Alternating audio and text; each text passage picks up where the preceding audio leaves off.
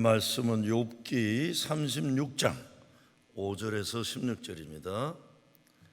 하나님은 능하시나 아무도 멸시하지 아니하시며 그의 지혜가 무궁하사 악인을 살려두지 아니하시며 고난받는 자에게 공의를 베푸시며 그의 눈을 의인에게서 떼지 아니하시고 그를 왕들과 함께 왕자에 앉히사 영원토록 존귀하게 하시며 혹시 그들이 족쇄에 매이거나 환난의 줄에 얽혔으면 그들의 소행과 악행과 자신들의 교만한 행위를 알게 하시고 그들의 귀를 열어 교훈을 듣게 하시며 명하여 죄악에서 돌이키게 하시나니 만일 그들이 순종하여 섬기면 형통한 날을 보내며 즐거운 해를 지낼 것이요 만일 그들이 순종하지 아니하면 칼에 망하며 지식 없이 죽을 것이니라.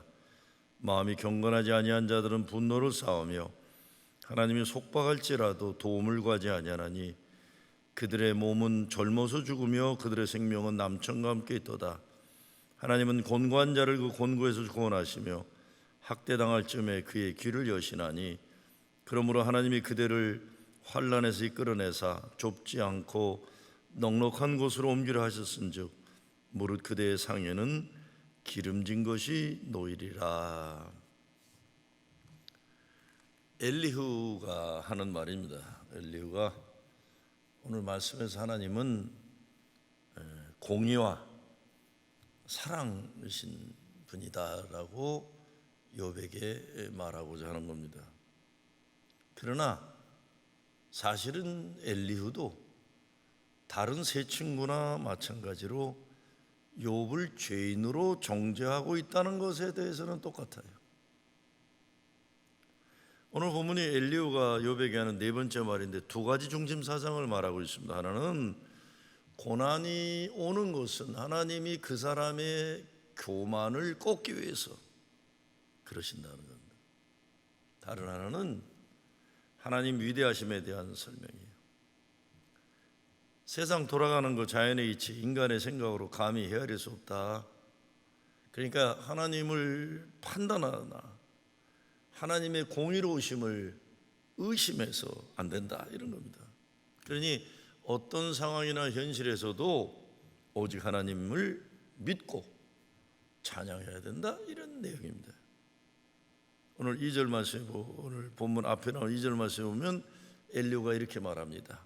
나를 잠깐 용납하라. 내가 그대에게 보이려니 이는 내가 하나님을 위하여 아직도 할 말이 있습니다. 그래요. 자기가 하나님을 위하여 할 말이 있다는 거예요. 하나님에 대해 욥 당신이 잘 알게 되면 지금 당하는 고난을 겸손하게 받아들일 것이다 이런 겁니다. 욥이 그 하나님의 위대한 뜻을 잘 모르는 것 같으니 하나님을 위하여 내가 말하겠다 이런 겁니다.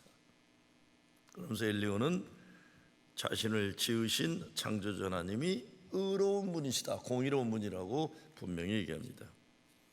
5절에서 7절 말씀에 하나님은 능하시나 아무도 멸시하지 아니하시며 그의 지혜가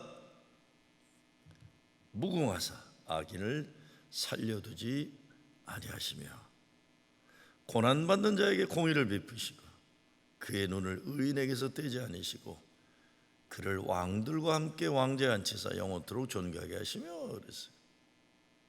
그래서 엘리후는 욥이 이런 공의로운 하나님을 알기 바란다고 욥에게 말하는 겁니다. 하나님은 아무도 멸시하지 않으신다. 욥이 하나님이 자신을 멸시하고 불공평하게 대우하신다고 불평하는 것이 16장 30장에서 나왔기 때문에 그 잘못이다, 너 잘못한 거다 이런 겁니다.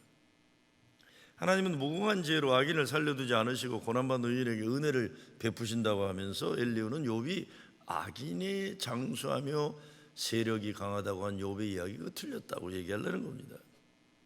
하나님은 분명히 공의로 의인을 복주시고 악인을 벌주신다고 말합니다.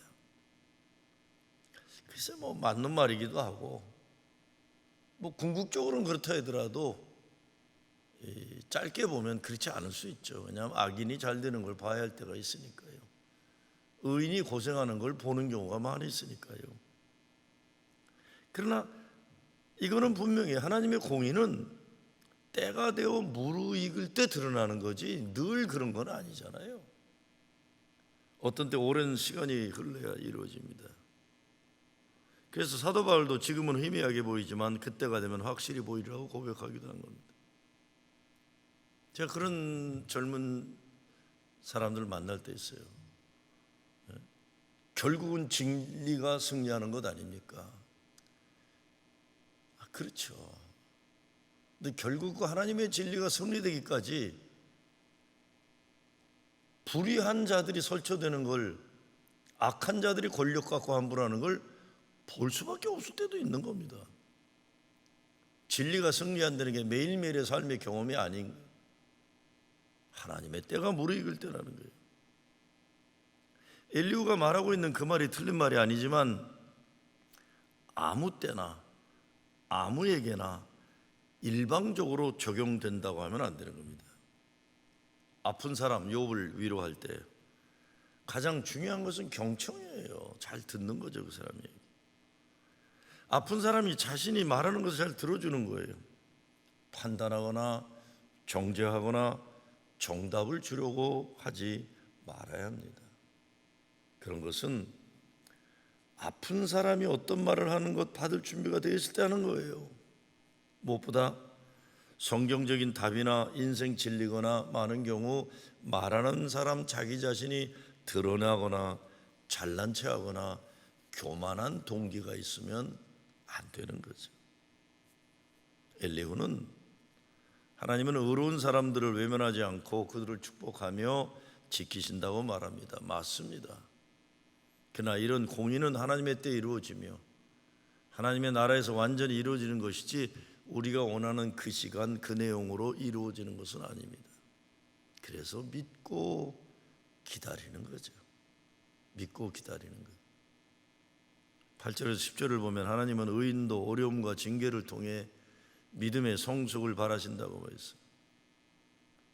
혹시 그들이 족쇄에 매이거나 환난의 줄에 얽혔으면 그들의 소행과 악행과 자신들의 교만한 길을 알게 하시고 그들의 귀를 열어 교훈을 듣게 하시며 명하여 죄악에서 돌이키게 하시나니 만일 그들이 순종하며 섬기면 형통한 날을 보내며 즐거운 해를 지낼 것이요. 그래서 의로운 사람이라도 하나님께 복종하지 않으면 하나님은 쇠사슬에 묶게 하시고 고통의 주길에 얽매여서 벗어나지 못하게 하신다고 말합니다. 의로움에도 불구하고 하나님께서 징계를 허용하신다. 다른 세 친구들과 엘리후의 말이 다른 것은 의인들에게도 고난이 닥칠 수 있다는 말하는 것, 이거는 차별성이 있어요. 그 속에 담겨있는 하나님의 섭리, 의도를 9절, 10절에서도 설명하고 있죠. 그러는 동안에 하나님은 그들에게 그들이 할 일을 밝히시며 그들의 교만하게 지은 줄 알리신다. 비록 의인이라도 모르는 사이에 죄를 지을 수 있다. 또 교만에 빠질 수 있기 때문에 의인에게도 회개를 통한 연단과 성숙을 위해 고난을 주신다고 엘리후는 말하는 겁니다. 엘리후의 이 말은 고난은 죄의 결과라고 일방적으로 단정했던 다른 친구들과는 달라요. 그렇죠. 하나님은 사도 바울에게도 육신의 가시를 통해 교만하지 못하도록 하신다고 했어요. 내 은혜가 네게 족하다라는 족한 은혜를 깨닫게 하신다고 했어요. 엘리후는 욥에게 하나님이 욥의 귀를 열어주시어 타이르는 소리를 듣게 하시고 잘못된 길에서 발길을 돌리라고 속삭여 주신다고 말하고 있습니다. 이 하나님의 속삭임을 귀담아 듣고 바로 살면 나날은 행복으로 가득하고 즐거움이 넘칠 것이다. 이를 위해서 10절에서는 죄악의 길에서 돌이켜 회개해야 된다고 욥에게 말하고 있는 겁니다. 의인이 하나님 말씀을 순종할 때 축복하신다. 하나님 징계의 날이 끝나고 하나님 말씀을 잘 들어 바른 행위를 가지게 되면 남은 생애를 형통하게 마친 복을 누린다. 사실 엘리후의 말처럼 욥의 인생 후반은 그렇게 됩니다. 회복이 있고 다시금 축복이 넘치죠. 그렇지만 엘리후는 그럼에도 불구하고 욥이 순종하지 않는 사람이라는 걸 염두에 두고 하나님께 순종하라고 자기가 가르침을 주려는 거예요. 이게 엘리후의 한계입니다. 그래도 발전된 것 같아도 엘리후 역시 좋은 말을 가지고 욥을 판단하고 정죄하고 있다는 거예요. 고난 중에 죄인의 길을 열어주시고 전에 알지 못했던 죄를 깨닫게 하시며 새로운 길로 인도하셨다는 말 맞아요. 그러나 욥이 죄를 지어서 하나님이 고난을 통해 그를 죄를 깨닫게 하신다는 말은 안 맞을 수도 있는 겁니다. 욥에게 회개를 강요하고 있어요. 당연히 회개해야죠, 누구나 다. 그러나 욥의 고난에 대해서 일방적으로 죄를 져서 벌을 받았으니 회개하라는 것은 온당치는 못해요. 그걸 왜 남이 그렇게 얘기를 합니까? 본인이 회개하면 몰라도.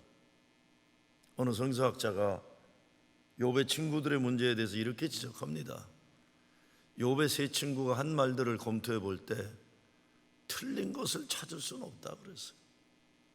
틀린 말들은 아니에요. 근데 그들의 충고나 욥에 대한 지적사항들 아무 효과가 없잖아요. 옳은 말이라도 좋은 말이라도 유익하지 않을 수 있는 거예요. 맞는 말이라고 해도 선하지 않을 수 있는 겁니다. 사랑이 없으면. 아무리 대단히 좋은 진리의 말이라고 해도 사도 바울은 사랑이 없으면 꽹과리 소리 같다. 헛된 소리일 뿐이다. 시끄러운 소리예요. 아픈 사람이 아픈 것을 함부로 들춰내고 건드리지 말아야 됩니다. 아픈 사람이 이야기하고 싶을 때 말하도록 허락해 줄 때 하는 거예요. 아무리 좋은 말이라도 사람 정죄하지 말아야 합니다. 무엇보다 사랑이 아닌 교만으로 말하지 말아야 합니다. 욥의 친구들은 자기들이 얼마나 의롭고 신앙 좋은지 영적인 교만의 말을 많이 했어요. 어떻게 아픈 사람 위로할 것인가? 이런 글이 있더라고요. 당신 때문에 행복해하는 사람이 있습니다. 당신 때문에 살만 난다고 하는 사람이 있습니다. 당신이 있어 위안이 되고 감사하는 사람이 있습니다. 더 주고 덜 받음에 섭섭해하지 않으며 문득문득 스치고 지나가는 먼 회상 속에서도 우리 서로 기억마다 반가운 사람이 있습니다. 그런 당신은 귀한 존재입니다. 당신 때문에 때로는 웃음 찾고 행복해하는 당신이 주는 그리움으로 살아가는 사람도 있습니다. 혼자 견디기엔 한 슬픔이 너무 클 때 언제고 부르면 달려올 수 있는 자리에 오랜 약속이라도 머물며 기다리며 더없이 간절한 그리움으로 눈 저리도록 바라보고픈 사람이 있습니다.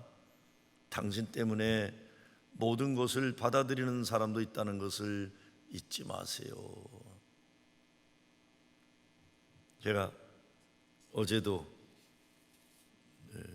영어권 교인한 사람한테 이메일이 왔길래 이메일을 보내줬어요.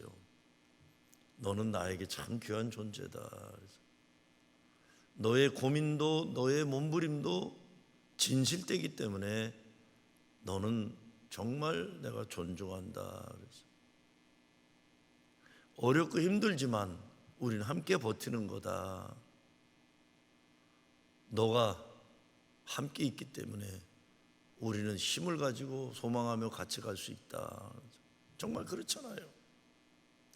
어떤 때는 그 사람들이 100명이 되건 1000명이 되더라도 정말 가을바람의 새털처럼 아무 도움이 안 되는 사람들도 많아요. 근데 어떤 한 사람은 그 사람이 그 자리에 있기 때문에 우리에게 위로가 되고, 그 사람이 아무 말을 안 하고 우리 바라만 봐줘도 우린 힘이 되는 거예요. 그 사람이 함께 있어주기 때문에 우리는 용기를 가지고 그 길을 같이 갈 수 있는 거죠. 욥은 그런 사람이 필요했어요. 근데 친구들은 다 성경의 정답을 말하려고 하고 자기들이 옳다는 걸 증명하기 위해서 욥을 정죄하고 단정하고, 정말 그 가만히 있기만 해도 힘이 되고 소망이 되고 우리를 든든하게 해주는 그 사람 욥이 필요했고, 우리 교회도 필요하고 저와 여러분에게도 그 사람. 또 우리가 그런 사람 될 수 있다면 주님은 우리가 그런 사람 되기를 바라는 줄 압니다. 어렵고 힘든 때일수록 서로 힘과 소망과 믿음 될 수 있는 자리를 함께 지켜주고 그 길 같이 가는 동지되는 여러분 되시길 주의 이름으로 축원합니다. 주님 감사합니다.